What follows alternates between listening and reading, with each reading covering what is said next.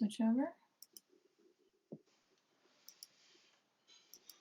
Hello, everyone. Welcome to the stream. I am Kel McDonald, and I make comics you can read at kelmcdonald.com. And I am Alina Pete, and I make comics you can read at alina-pete.com or at weregeek.com. Alina, you want to know what I watched a couple of days ago and is way better than it has any right to be? What is that? The Puss in Boots movie. Really? I'd heard that was quite good. Yes. I was very surprised. Like, people I trusted were like, oh, it actually slaps. Wow. And I then saw a clip that looked very pretty. So I was like, well, at least if people are lying to me, I'll see some pretty animation. Yep. And it's legit good. And I recommend that you see it. Huh. How? I've heard that like all of the Puss in Boots movies are basically super divorced from the Shrekiverse now. That they're just like, nope. I haven't No, seen any other Puss in Boots movies. I only watched this new one, so I cannot comment on the other two. Right. But I do know this one is legit good. Cool. I would not have guessed that. Yeah, no, I was very surprised, and then like literally everyone was like, This that movie though, I for real. trust was like, no, but seriously, it's good. For real good. And because basically, I saw the clip where Puss in Boots is having a panic attack because somebody was like, "Yo, this is the best representation of what a panic attack's like in cinema," and I was like, "Yeah, that's pretty. That's how that be." Because the plot is Up in there. That Puss finds out he's on his last life. Right. Panics because, oh no, now if he dies for real. Yeah, not just in the video game. And then there is a wishing star, and it can grant one person one wish. So Puss wants to go get the wishing star so he can wish for more lives. To have 9 lives again. Right. Because he can't do all his silly adventuring if he only has the 1 life left. Yeah. So that, like, everyone trying to get to the star is a like simple but solid premise for some very good slapstick. Nice. And also some very good action scenes. Because they're like stealing the map from each other while they're all headed to the star. Oh, good. Here are the things I currently know about the Puss in Boots movie, just from being on the internet. I know that there is a girl cat who looks like Puss in Boots but is black and looks exactly like one of the foster cats that my friend Jam was fostering. So that's fun. I know that there is a very sexy wolf man who may or may not be Death, who all of the furries super love. They do stand a sexy evil wolf man. Well, so here's the funny thing is the wolf guy, I think his design is just a wolf. Like, I don't think it's that special as far as it's a wolf in a cloak. Yeah, and that's not super standout character design for me. Yeah. But what's very funny is someone took a screenshot of their Twitter timeline, which was a furry losing their shit about how hot wolf guy is from Puss in Boots. And this hot wolf man. But then the tweet right under it is someone saying, man, all these animation movies just putting in the most basic ass boring wolf designs, and furries are just losing their goddamn minds over them. And I just think it's funny that someone, because basically I also think it's kind of a boring design. Like, it works for the movie. Yeah. Yeah. It works for the movie. It's kind of boring. Yeah. but it works. Um, my favorite character design is they have little Jack Horner is Yeah. now Big Jack Horner. Oh, good. Um, he giant and he has a tiny little head. Oh, Like good. it's very very good design. That's premium. That's premium design. Goldilocks. So like the you have Puss in Boots teaming up with the girl cat whose name is Kitty Softpaws. Good. And apparently I was poking around on the internet to find like concept art for the movie. Mm-hmm. Um and Kitty Softpaws was apparently in the first Puss in Boots movie as Oh, his okay. love interest. And she hasn't been back Um since. so she's wasn't in the second one, but now she's in this new one. Um, and they add the backstory detail that apparently in between 1 and 2, Puss stood her up at the altar, so she Drama. pissed. Yep. Yeah. Um, best Cat character cat drama. is best character is Harvey Gillum. Voices a gross looking little chihuahua Oh, who is good. adorable and the most upbeat character in the movie. I think he was in the Um, scene where Puss in Boots is having the panic attack. yes, because what's fun and a nice little detail is when they first meet him, he is rambling away and Puss is like, I'm tired and depressed and please leave me alone, you very upbeat person. Yes. And then he's like, would you like to rub my belly? And Puss is like, why would I want to rub your belly? And he goes, because I'm training to be a therapy dog. And basically, you feel sad and then you rub my belly and then you And I'm feel good. better. Um, Good. and so that is treated as like a throwaway line in the scene that introduces him. But then Puss has the panic attack And he does rub and his he belly. calms down because he pets the therapy dog. Oh, good.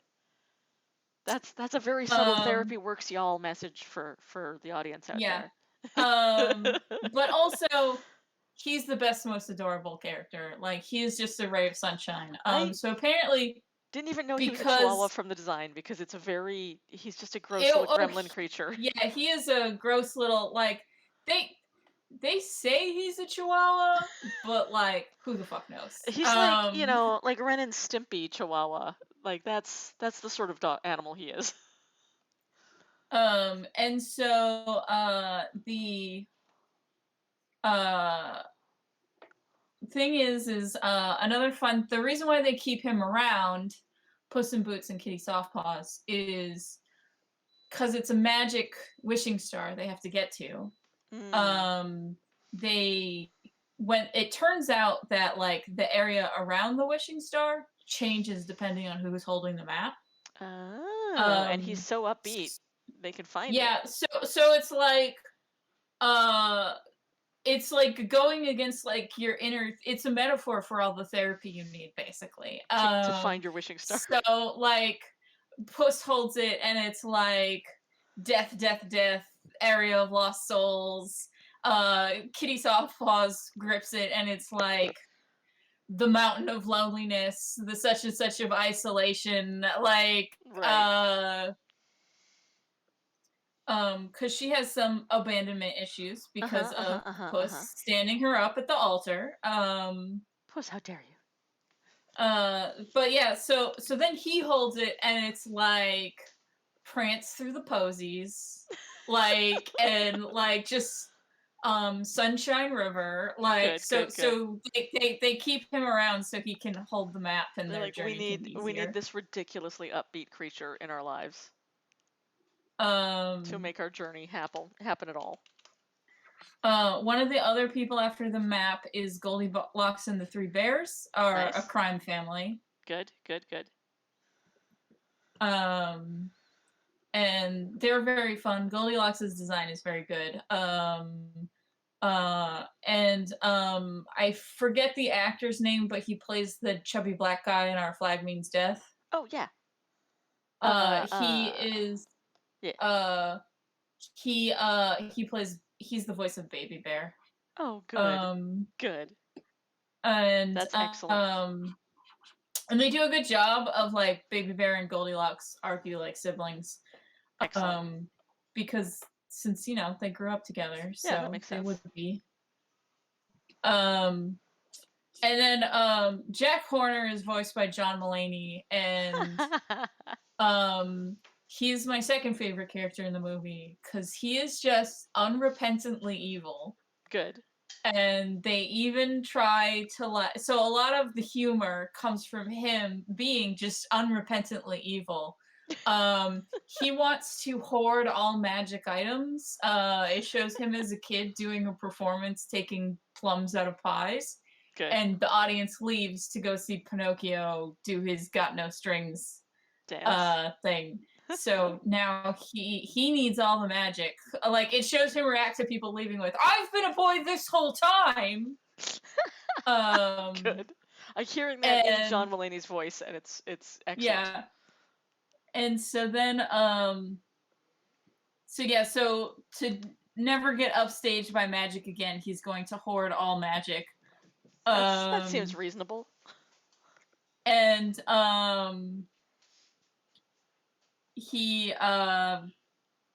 because he has so much magic, he has a bunch of magic objects that are references to like different Disney movies. Like Oh, good. he apparently stole Mary Poppins' bag. Good. He just shoves all the magic items in there. And there's a part where he pulls out what he thinks is gonna be like a magic locust. And it's like a parody of Jiminy Cricket, Oh, who good. is trying to like morally guide him. Yep. And so a lot of the humor is just this Jiminy Cricket character being like, "Are you really gonna shoot this little innocent puppy?" And he goes, "In the face, yes." Yes. Good. Um, and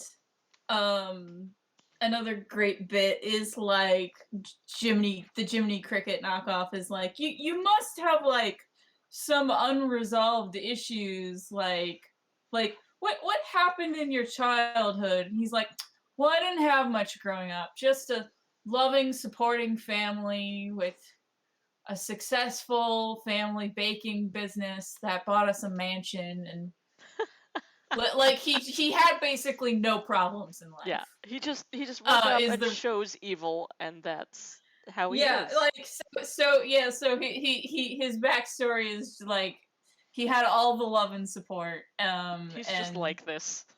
yeah, he's just like this. Good. Um, and then in contrast, the Chihuahua character reveals his backstory, which is he's like, well, me and my family, like, we used to play hide and go seek all the time, and they're really good at it, but I kept finding them. Like, one time, they locked me in a box and mailed the box to another destination, Right. but I still found them. And Right. he keeps going, and he's giving a lot of examples like that. And then finally, they, like, put me in a sock with a rock in it and then, like, threw me in the river. Woof. And he's like, and I still haven't found them yet, but so I guess I'm still it. Like, Yeah. Poor doggo. Poor weird little but gremlin. he does not realize like your family tried to kill you, dude. Yeah. He's like, but I chewed through that sock and I'm still wearing it today. I'm a good So dog. free Such a good sweater. dog. Um Little chihuahua. um but yeah, so it's good. It's a good movie. Good. I I might should look that rewatch out. it. Nice. Definitely look up Big Jack Warner character design, because like I said, it's funny because he's so big, but has such a tiny head. Big dude, small head, very funny. Yeah. Uh, he's wearing all the purple clothes. Good. Um, So yeah, it's very good. I'm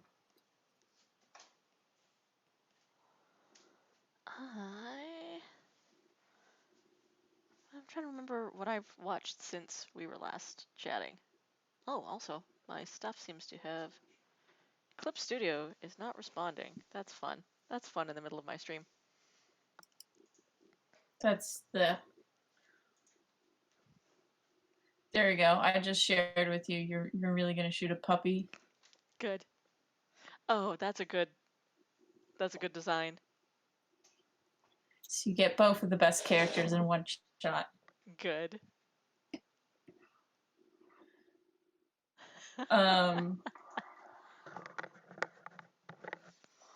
I have this week have been watching the second season of Vox Machina, which I don't know if we've talked about that before. I never really got into Critical Role back when it was online because I wasn't big on the. I mean, it's still online. It's still They're online. They're just still on going. like... Yeah, they're on a different several campaigns on now because I they've done the Mighty Nine and now they're on to whatever I the newest one is. I tried to watch it during their second campaign because it was like, okay, they're starting a new campaign, so it's easy to jump in. Yeah, that's the Mighty Nine. Um and it made me realize why I don't like D&D. And that I think the combat's boring. It Like, is. and It's it got to the incredibly point boring. where while watching Critical Role, I realized like I was missing important plot shit because like I was Just zoning tuned it out out. and not Yeah. paying attention while they were fighting. That's why it And took me then forever like... to get into the whole idea of actual plays because I was just like, the most boring thing in the world is probably to watch someone else's role-playing game because you're not involved in it and you can't affect the story. You just have to sit there and listen to it. And then I was chatting with and Lane and he was like, no, the thing is that people like turn them on while you're playing video games. Like if you're just watching Twitch while you're playing Stardew Valley or whatever, it's just background noise that has a story that you can kind of half pay attention to. And I'm like, oh, I get it. I get that actually. I do the same, but with like science podcasts. Although but I for actually listen me, to those like because I it's was interesting. zoning out so much, I was missing the few important details. Yeah. Like The story bits, the story beats. I didn't realize a character died in one episode. So like the first season of Vox Machina, I was like, well, I'll give it a shot. I want to see this like crowdfunded animation, and I'm vaguely interested. Maybe it'll get me interested in the story that they were telling because it's like the ideal way to experience someone's actual play is like, so it's all over now. We're gonna take the highlights of the best stories, yeah. and just do those. And I'm like, that sounds great, Well, actually. And I I really liked the don't first season. I'm more interested in actual plays when they're not playing D&D. Same. The Cypher System one I've been in has been nothing but fun so far because like Cypher System has a really stripped down combat rules, so you can get through a real, combat like really quick real and quick, easy, and it's cinematic. I'm gonna go to the bathroom. I can still hear you, so yeah, Okay. tell me more about this game. Gotcha. But yeah, so Cypher is just really, really fast rules wise, and all of the combat, non-combat are kind of done the same way rules wise. So it's all like just roll a d20 and see if you succeed or not. It's good. It's a very good system. If you haven't checked it out, I recommend it.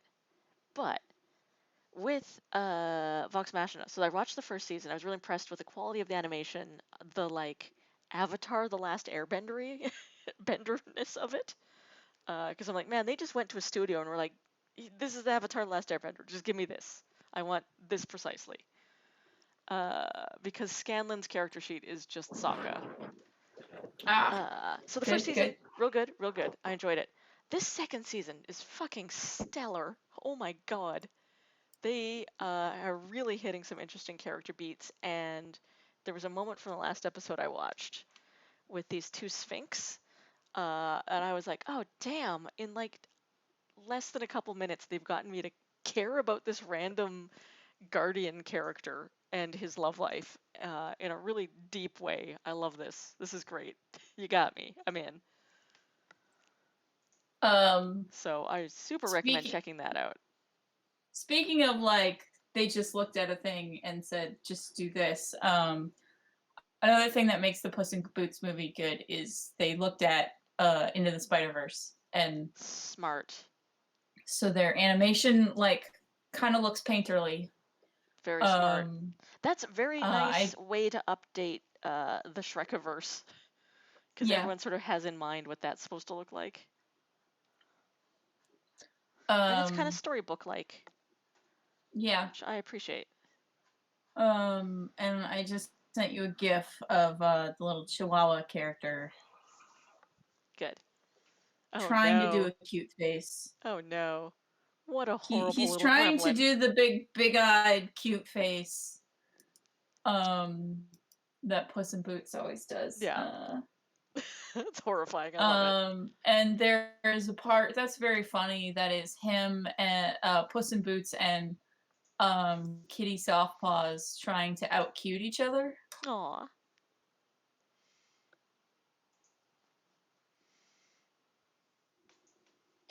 So it's a very nice like it doesn't work because they can both do it. So them trying to do it on each other is Counterproductive. yeah.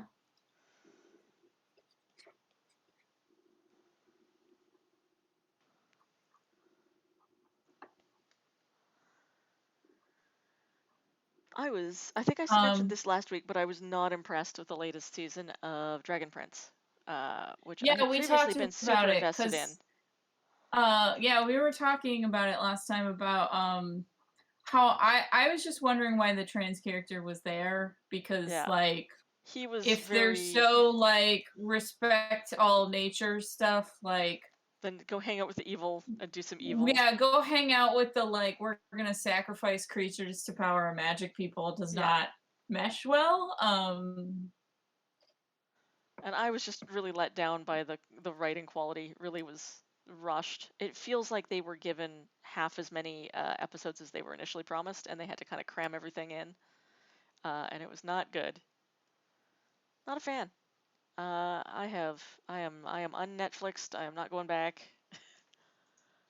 I did a binge of the last few things I um wanted to watch on Netflix, including come on, brain.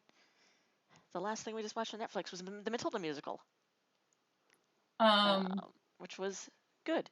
It was very, very excellent. I'm a big fan of Tim Minchin, and I yes. heard that this was like some of his best writing, Have you and it is. It's very good. seen or listened to the soundtrack of the Groundhog Day musical? I have not. He wrote that too. I'd And I heard, think he did yeah. a good job. Nice. Yeah, I definitely want to check out that one. I really, really enjoy his musical writing. And what I appreciate is so in the movie Groundhog Day, um he wakes up every day to the Sonny and Cher Yep. song, but and obviously they can't do that in the musical. Um so Tim Minchin successfully made a thing that he can wake up to every day that is catchy without being annoying. Oh, good. Um and it's a like town local jingle advertising the Groundhog Day thing. So it's Ah. like, who is that? Who is that? It's coming from his burrow. And it's a little song about the groundhog. Aw. Um that definitely sounds like this is a thing a small town would make up to Yes. like celebrate a little animal. Yeah. Good.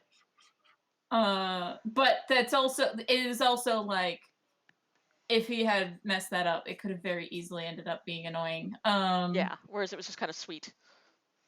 Yeah. Cool. Like it. Um, Definitely want to check that out.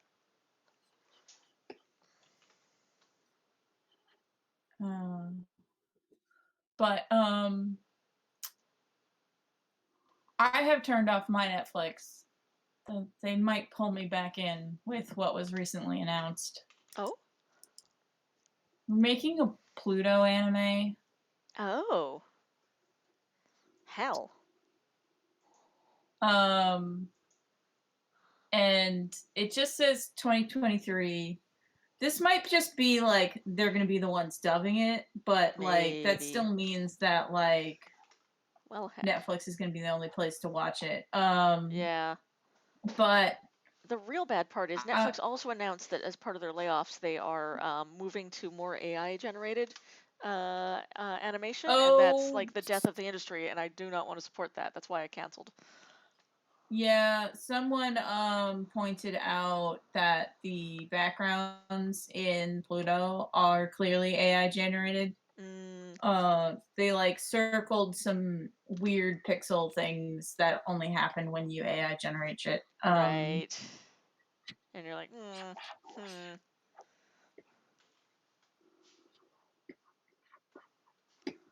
Don't like it. Not a fan. I saw a conversation of some people who were saying like we're talking about AI and that gives people entirely the wrong idea. Like Mhm, it's not AI, it's procedurally generated. Do you want to watch mhm. procedurally generated cartoons? No. No, of course you don't. There's not some like crazy intelligence, computer intelligence thing that's making great cartoons. It's literally just procedurally generated cartoons, which does not sound good and isn't. Not good for the industry, not good for the story, not good for the animation. Just all around bad.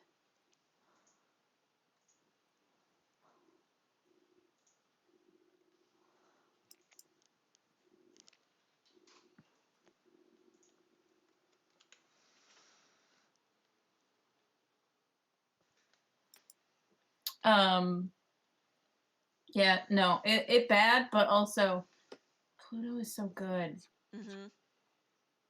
and they're at least like have nice character animation. Yeah. Um, they look like they just took Urasawa's character designs and made them move, and Oh I'm like, man. I don't Oh no. yeah, Oh I'm like, no. just when they got me out, they pulled me back in. Ah. You can always live life on the high Uh, seas. but first, I'm gonna watch all the Hulu shit that I want to watch. Yeah. I am going to do a deep dive on Crunchyroll because so part of the reason I haven't been watching less than Netflix is that one of their updates fucks with the driver of my tablet. So I had Oh, originally like I get streaming so I can watch stuff while I'm coloring because coloring's pretty mindless and just you just gotta sit there and do the but repetitive if thing. you can't do that, yeah. So if I can't use my tablet, I'm like, why am I paying for this service? Well, there's some movies and stuff I want to watch, so I kept it up for a while. But we basically last month I was like, okay, now they announced this animation thing. I'm canceling this. What do we want to watch that's still on here? Let's binge it and then get it done with. Um, I caught up on the second season of Demon Slayer. Very repetitive. uh, Some fun animation. stuff that you should watch on Crunchyroll is To Your Eternity. Mm. That's on there, and I that's mean, very good. first off, I got to jump into Chainsaw Man, like obviously. But then I think I'm hitting Spy X Family because that looks very good. Okay, but also you should watch To Your Eternity. Like that one's beautiful, and people don't talk about it as much because it Huh. is more introspective. I like an But introspective anime. have I told you about To Your Eternity? No. It is about. Have you seen A Silent Voice? No. Okay. Do you know what a silent voice is? Vaguely. Okay, so the person who made the Silent Voice manga Yeah. also made To Your Eternity. Right. And that is relevant in that clearly this author is very, very interested in exploring empathy as a concept. Yeah. Because Silent Voice is all about like empathy, but also like who deserves forgiveness when they have done something wrong. Right.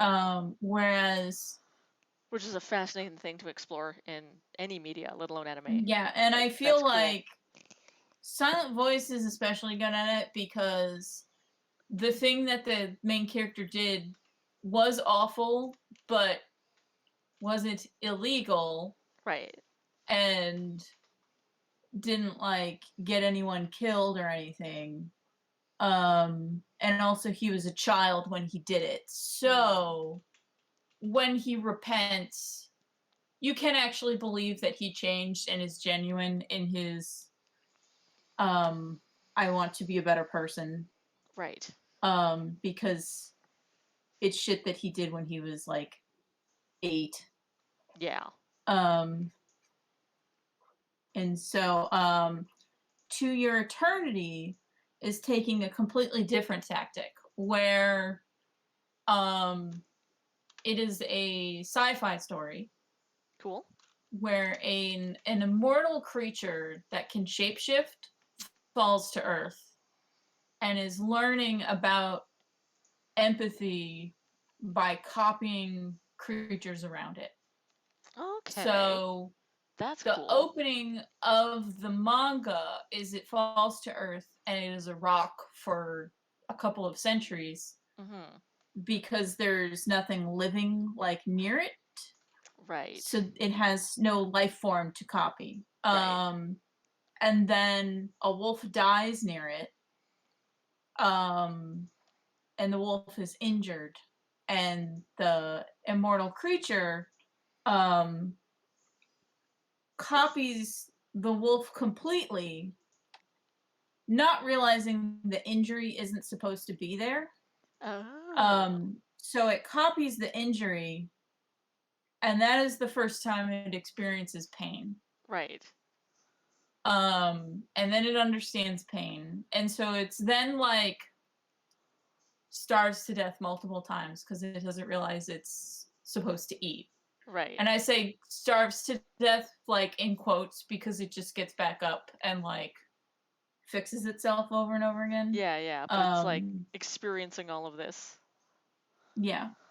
So yeah, so the whole thing is it like taking different forms over and over again. Um because it turns out the wolf was like the pet of this boy who I think he might be Inuit, but he might just be really northern Mongolian. Mm. It's kept vague because the village that he lives in has been abandoned, so it was just him and the wolf. Right. Um, and And that he kind of is makes it in like it could happen anywhere on Earth then, too. yeah. Well, the thing is like the everyone else abandoned the village because they were gonna go look for a better place to live.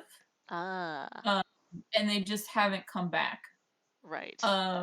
So um the boy tries to um make the journey to figure out where everyone went. Um and dies along the way, and then the creature copies the boy. Right. Um and the reason why I say it can't take place anywhere is like after journeying for a very long time, um, they get to um, a place that looks more like older Japan because they Gotcha. meet a group of people that look more like the Ainu, and then they meet some more ancient Japanese looking people. So while it's kept vague, it's like Yeah, not it's that definitely vague. in Japan. Yeah. Which is why I'm like, maybe they're Mongolian, but also maybe they're Inuit and there's like some ice bridge or something Hmm. that the kid walks over. Because again, the creature in the form of the boy starves to death multiple times along the way. Yeah, So the creature can walk further than any human can. because it doesn't actually die. Yeah. Um, But yeah, so it learns like what every creature needs and what its strengths are as it takes their forms.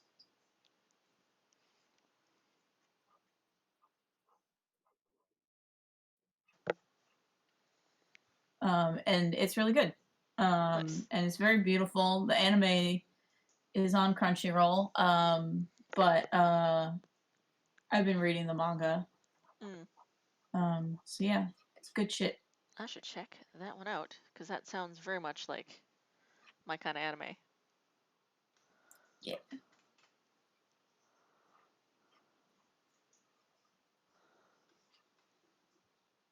And then, if you like it, also check out A Silent Voice because, like I said, the author really seems interested in this deep dive into empathy.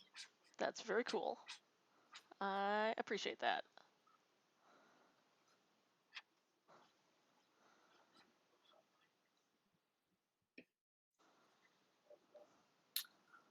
Trying to think of other good stuff on Crunchyroll. Yeah. Keep Your Hands Off Onizaka or is about some teen girls that want to make an anime. Good. Good.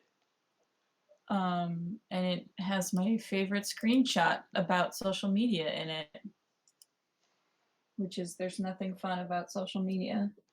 Oh, I think I've seen that you post that one. I like that. Yes. It's true. Uh, Like there are positive things about social media, i.e., staying in touch with people that you know, or getting to know people that you didn't know before. But it's not intrinsically fun. Like it's work to go on there and think of a funny thing to say. And also you have to plow through all the terrible shit other people are saying.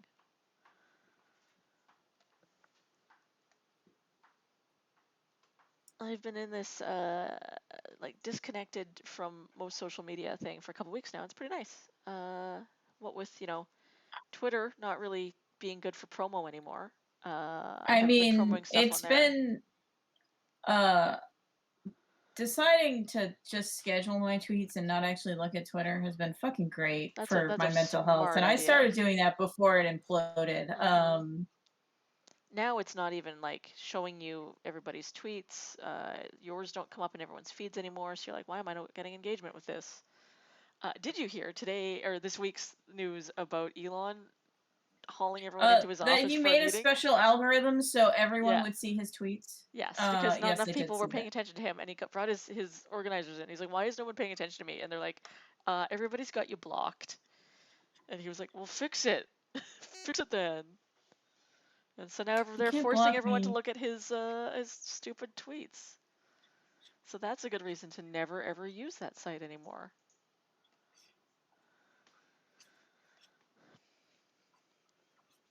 I mean, I'll probably still continue to schedule tweets on Oh it. no, for sure. Yeah, and like I still go on and check, and it's still the only place I can promo stuff that I'm doing. So I'm like, I got to start tweeting about my convention schedule and what actual plays I'm in which week. But I know at some point it's just gonna all fall apart. It's been Newsletters are falling apart for great. months. Newsletter's great. I really enjoy my newsletter. It's fun to I write. now It have reminds me what the hell I did that stati- month. I now have statistical evidence that my newsletter is better than my Twitter. Oh, nice. Because the good thing about BackerKit is you can make whatever referral code you want. Like, Yeah. Kickstarter had a few more steps to make an official referral code that will get tracked. And but BackerKit is just like do this, and then whatever you type, that becomes the referral link. Nice. So that is why Ryan North's referral link is tallest man in the world. Beautiful. And but I did like Kel newsletter, Kel Twitter, Kel Tumblr, Kel Facebook, Kel like Good. So you can see where everything was coming from. most people just put their name. Yeah. Whereas I broke it up into multiple things. That's very smart. It is nice to have metrics, especially in these everything is broken on the internet days.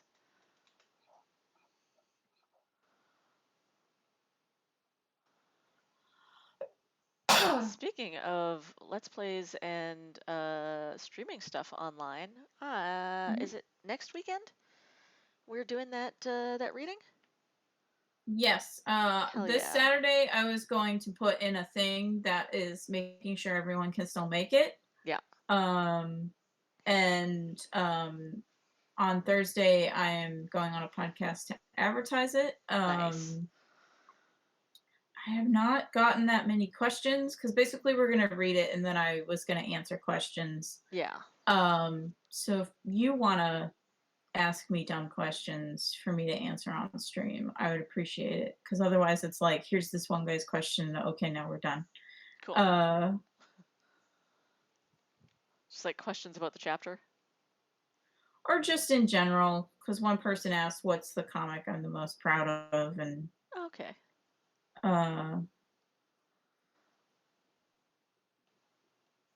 all that stuff.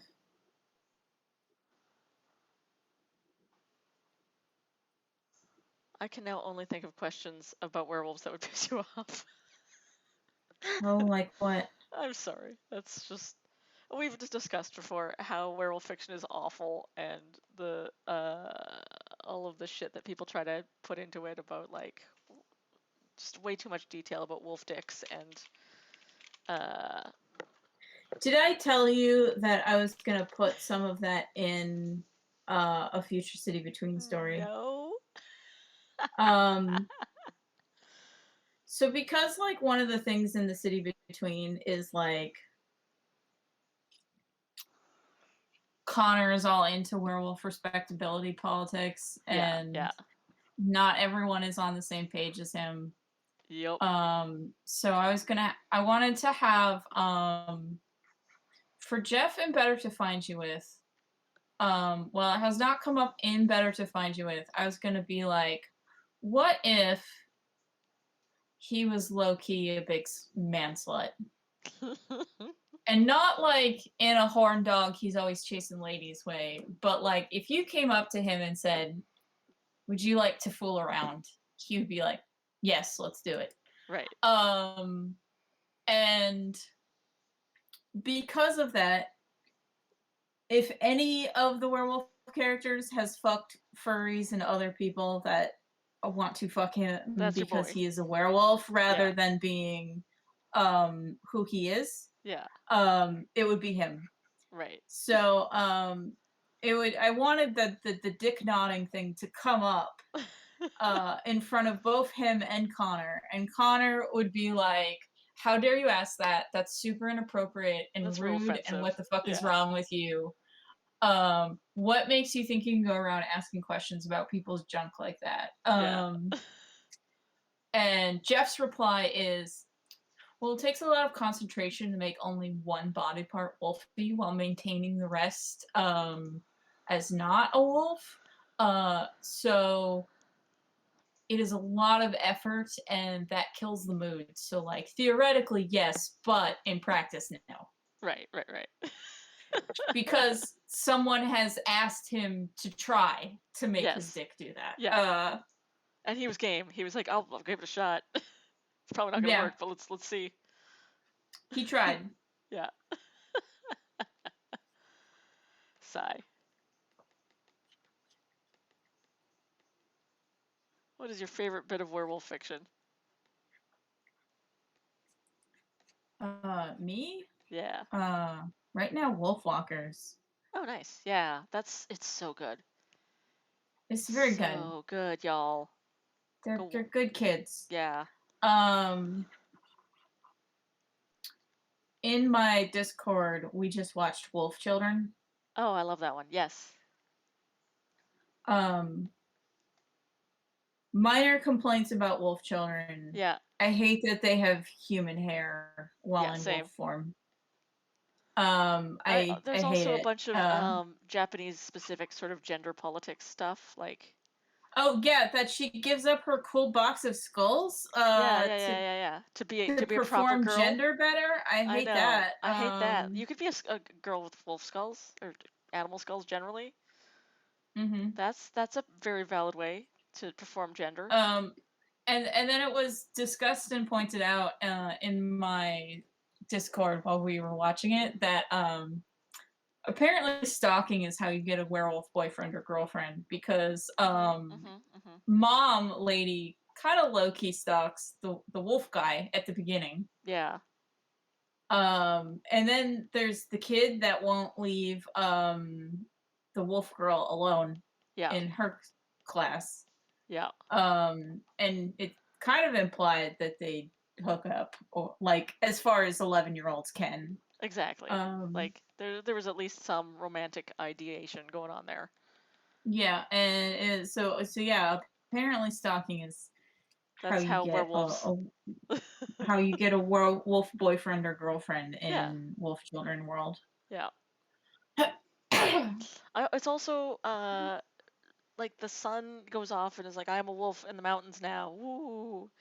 I'm like, that's gonna do some real fucking weird things to your generations, because like wolves are ready to breed by about like 4, 5.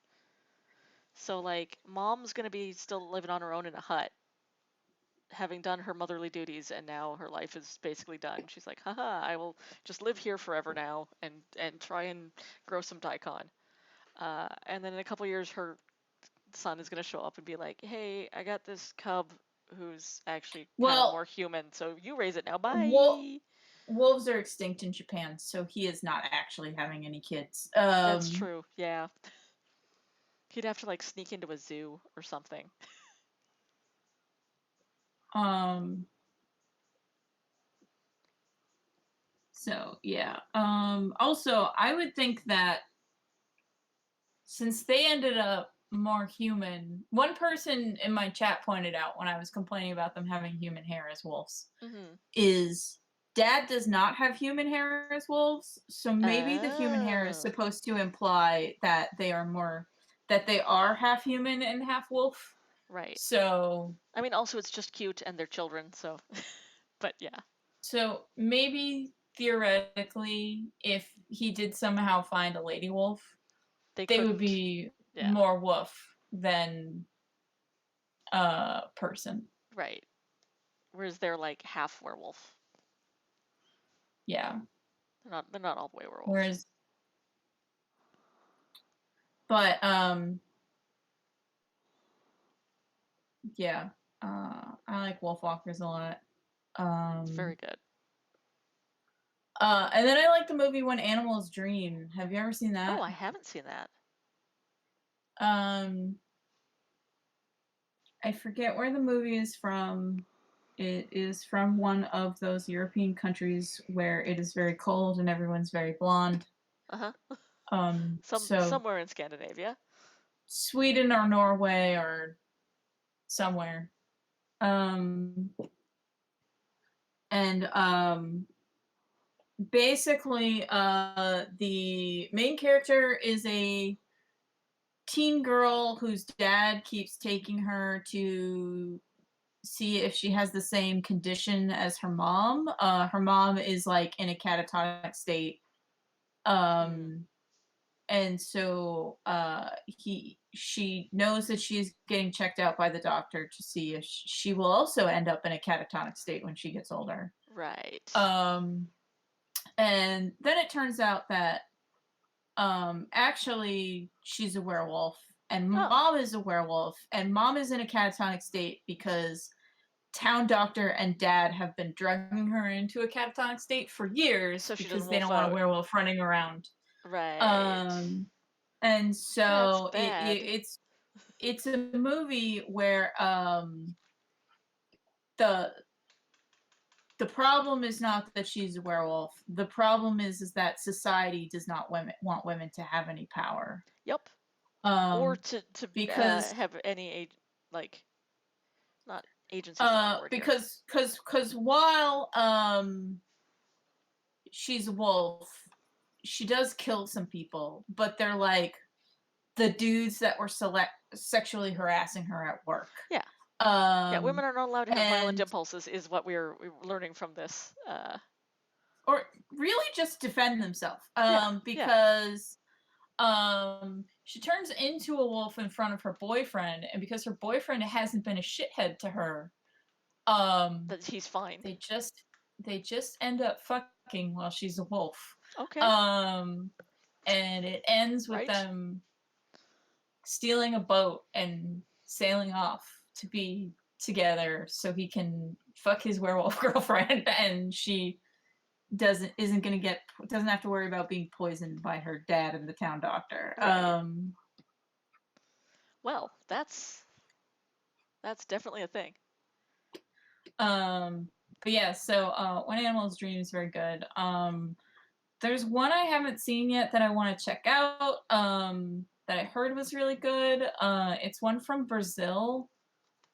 Where like a lady is hired to be like the housekeeper by a pregnant lady, and then it turns out the pregnant lady was impregnated by a werewolf Huh.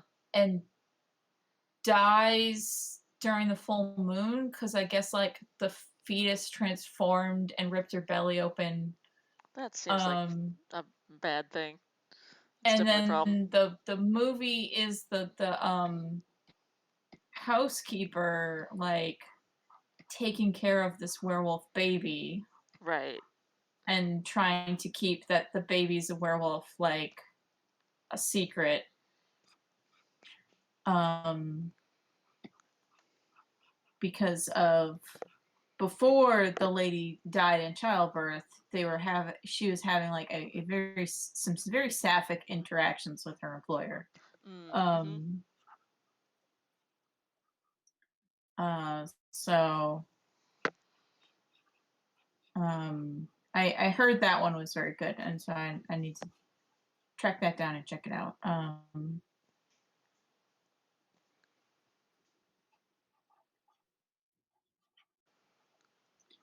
Uh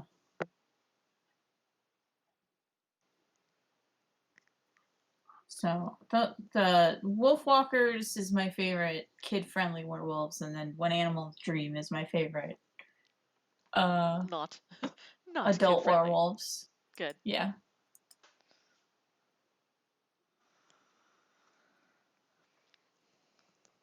I have seen all of Wolf's Rain though. Oh yes, me too. That was where I first learned about like, oh yeah, there's no wolves in Japan. Yep. That's why they're always a theme for like old times that can never be reclaimed, lost things generally.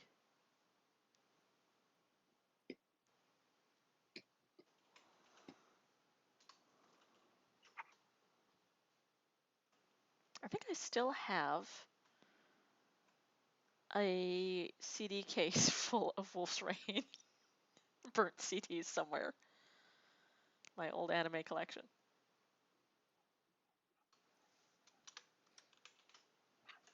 Do you remember burnt I CDs? eventually realized that Wolf's Rain isn't very good, so I think I used to have DVDs of it, and then they didn't survive some moves. Yeah.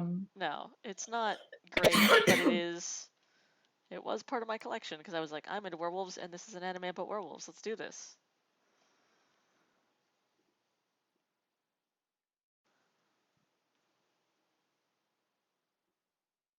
And I was cleaning out our computer stuff like ages ago, and I was like, "What is this? Oh, it's a whole thing full of CDs. What's on them?" And was like, "Oh, it's my old anime collection as well as a bunch of our music that we have since burned onto stuff like years and years ago."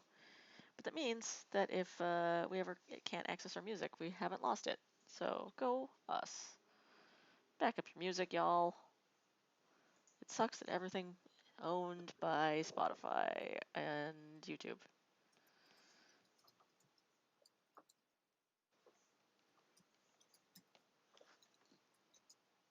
I do like to own the things that I have purchased instead of just renting them for a giant corporation for a little while until they're changed their terms of service, and I can't use them anymore.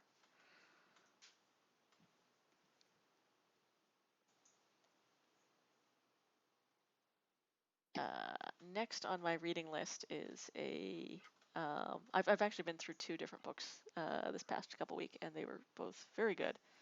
But next on my reading list is Choke Point Capitalism, which is a Oh, nonfiction look at why artists in all the industries are being paid real shit. And the answer will not surprise you. It's because companies are all becoming mega corporations yep. and controlling, therefore, the price that they can set on things because they're the only game in town for artists. And I'm not just talking about us. I'm talking about like pop stars and etc. too.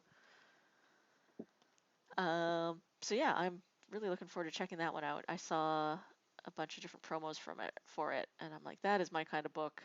I will switch genres for a bit and read some nonfiction. But this one's going to be a heck of a read. I am just finishing up Three Body Problem, which is very good, but very technical about what would happen if humans did contact an alien species, but that one that wouldn't be here for at least several hundred years because that's how light travel works. Slower than light Mm-hmm. travel. It's going to take a while.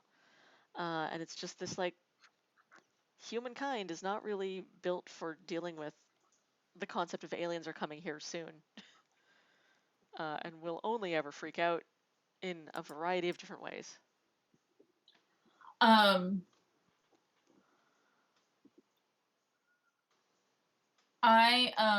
there's a book I heard about that I have to relook up the title. And it was about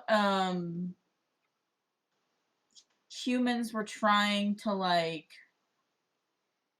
mutate apes to be sentient, or like uplift apes, Oh yeah, this is and what's send his them to face? this planet to colonize. But then Yeah. like fucked up and it happened to spiders instead. Oh, And so now humans are getting around to exploring this planet that has been um uh taken over by super intelligent spiders. But since like there wasn't a human on the ship, like they just basically said, here's the animals, here's the virus that will make them smart, send it into space. right. So since the spiders have not had any contact with humans, they developed their own culture completely independent from human interference. So part of the book is exploring like how if we did run into intelligent alien life, like because of divergent evolution, we probably might not even be able to communicate with it. Yeah. Like, because Yep. assuming that it will be something like Arrival, where yes, their language is complicated, but we can eventually figure it out. Um, This is literally like there is no way to that's deal with that. Yeah. like, yeah, there's stuff where like one of the main characters realizes to like put her fingers up near her mouth, and like Oh, like their pedipalps. that's um and that is like how they're doing sign language. But also part of the other problem is that like spiders sense vibrations in the ground, so a lot of their communication is through those vibrations, which we cannot feel. Right. So yeah, And so you can't just build like a translator for that. yeah.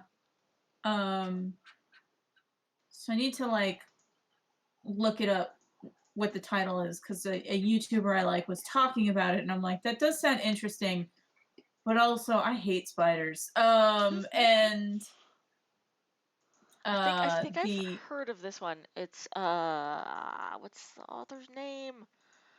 Come on, it's like on the tip of my tongue.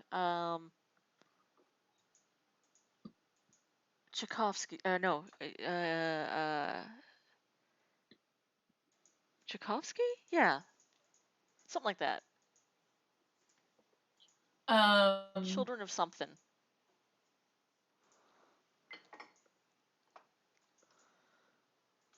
Because there's a whole series. There's like Children of something, Children of Time, Children of Wind, or something.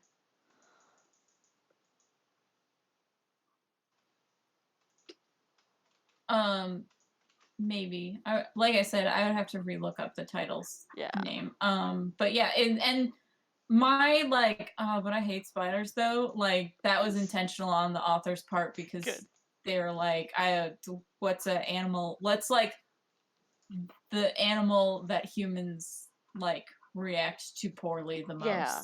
So it would be really hard to try and deal with them as a sentient get species. us to like start empathizing with it because like so much of our instincts are Our built deep on brain, ew, get away. yeah. Our deep like monkey brain is like, hell no, don't talk to this thing. I hate it.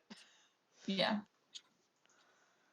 Or like again, like the language barrier is we wouldn't even be able to perceive their language. Those are always my favorite alien species in any books. You know, you've seen one sort of Star Trek-ish alien that's just like people. You've seen them all. I like the really, really weird shit where you're like, we don't have anything in common. We can't actually perceive time at the same rate, even. So how are we I really like gonna talk? I really like, I forget the alien species name, the one that talks in like memes. Oh yes, I forget what those are, but that's fun. And There's I like another. that one of them is on Lower Decks. Yes. And then you can just talk in memes. That's very fun. There's a book series I read that there's this alien species that speaks in matrices, which is really interesting. So they'll actually like draw a matrix in the book so the words can be sort of read sort of top to bottom, diagonally, etc. And it always has a meaning. And I'm like, how did the author come up with this? Because this would be really rough to do, and they do them frequently. But yeah, see, it'd be like, go danger place now, reading left to right. But then if you read it up and down, it would still make sense. Mm-hmm. Very difficult to pull off, but a very cool. This is how this completely inhuman brain works. And even then, we're not sure that this translation of its matrix thoughts are correct. It's just the best that we can do.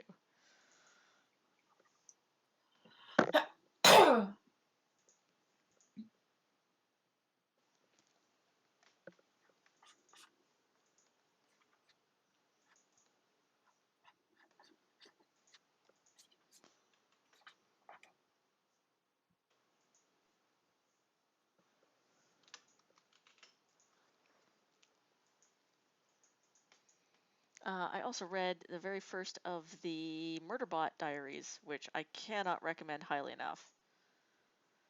I forget what the I book's keep meaning called. to get into those. Oh, they're And really then good.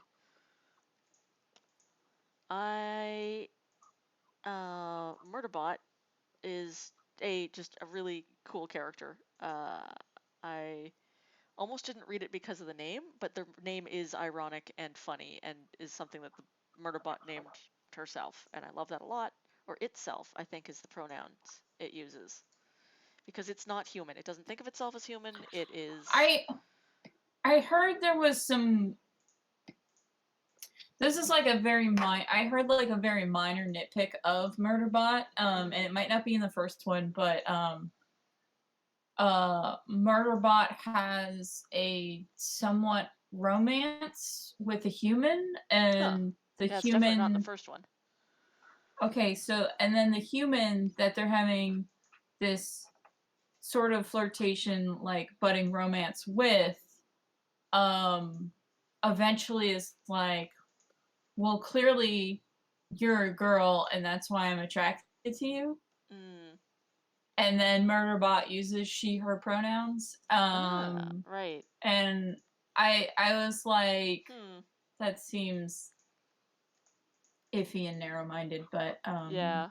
Because in the first one, Murderbot is definitely like I am not a human. I'm not trying to be human.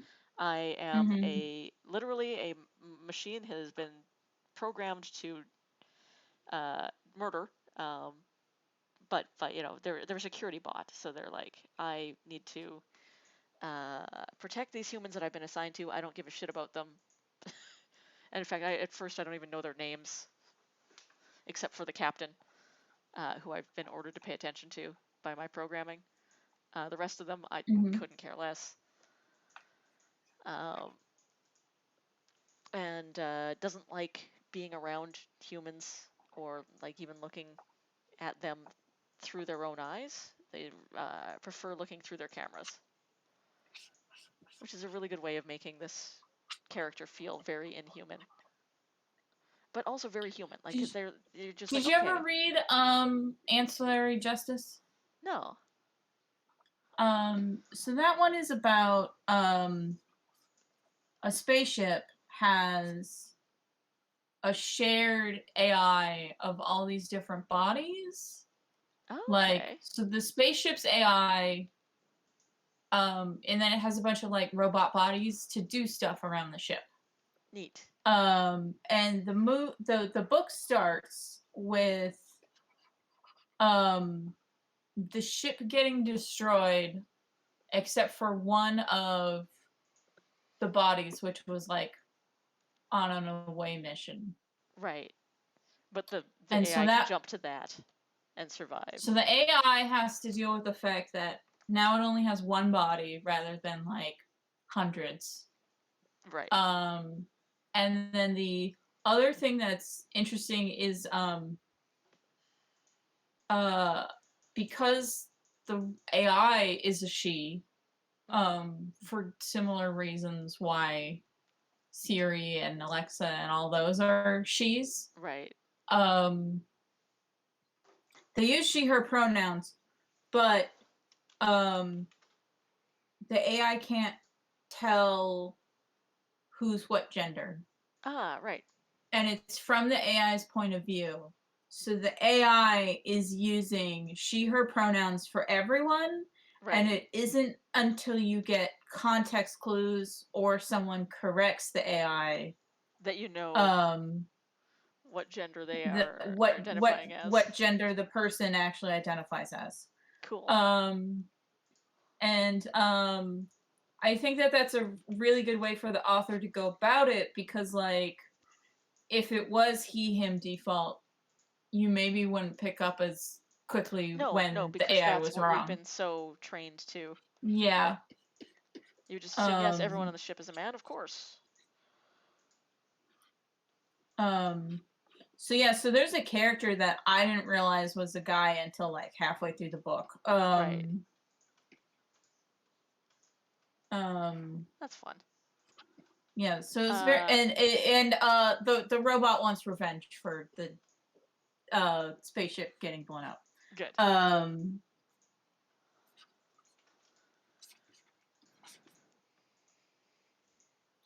So it's a very simple like revenge plot on top of this kind of cool examination of gender and how we think about it.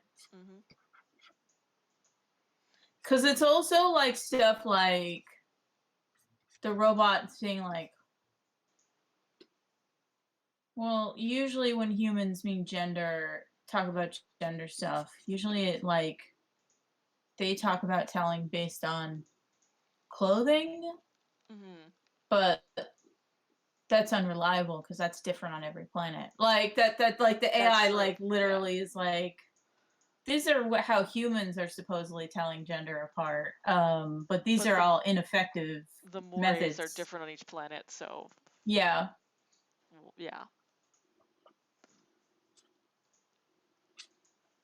No, in the Murderbot book, they do an interesting thing where Murderbot's inner dialogue feels very human, because they have all these like quirks and like you can really see their preferences and their personality. But everything from the outside is like the way they speak to their charges is very, I am just a robot.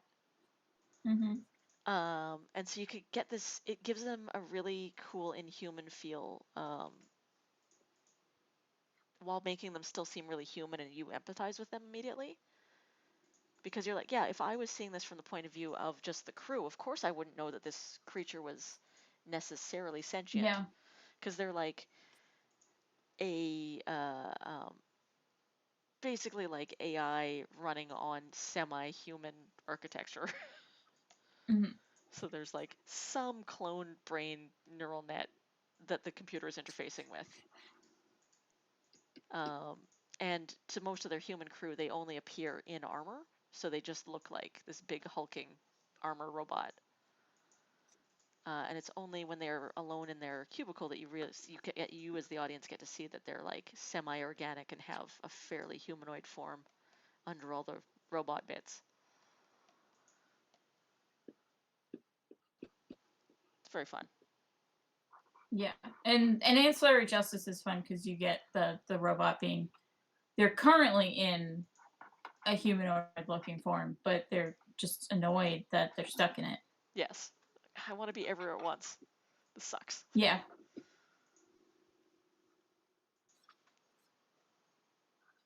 I hate only having 2 hands. Yeah. So inefficient. Yup.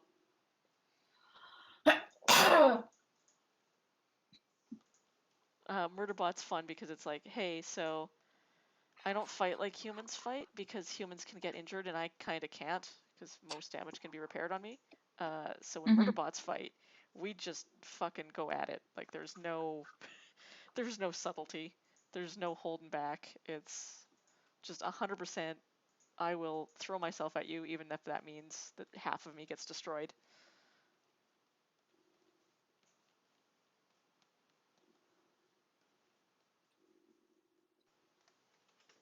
There. Cabins, man. All Got a right. lot of lines. I took some cold medicine because my allergies have been bad. Yeah. And it's starting to kick in, so I think I need to end the stream early. That's fine by me. I am Right. quite happy to rest my hand for more drawn tomorrow. Yeah. Thanks, people, for popping in and watching. Sorry to call it short. I need to go sleepies. No worries. Later. Where can we find you, Kel? All my shit's on kelmcdonald.com, so just look at it there. I am Bye. Alina Pete at alinapete.com, and I will have a new Alina Pete site by next week. Yay! Yay! I'll talk to you Bye, later. everyone. Bye.